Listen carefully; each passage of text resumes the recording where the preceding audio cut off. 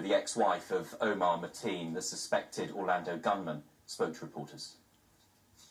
I was woken up by my parents calling me saying, Satora, wake up, Satora, wake up. And I thought something horrible happened. I'm like, oh my God, what happened? I called them, and the first thing that they told me was your ex-husband was involved in a mass shooting, and, you know, reporters are at our house and calling us, and they will be probably at your house too. So I was devastated, shocked, started shaking and crying because more than anything, I was so deeply hurt and heartbroken for the people that lost their loved ones, the families that are now suffering, the people that are wounded, that are healing.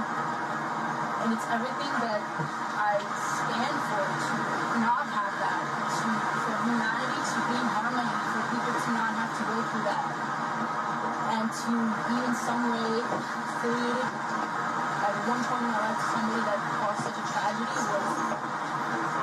it shook me. I was with him for about 4 months. I stayed with him, and then my family rescued me, and then after that started the process of divorce.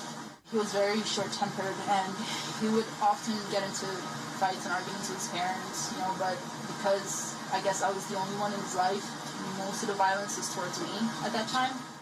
He did own a gun. He wanted to be a police officer, so he trained with his friends who were police officers, and he had a license to have a gun in Florida. You were allowed to do that. So he didn't practice anything in front of me, but I'm sure he went to shooting ranges.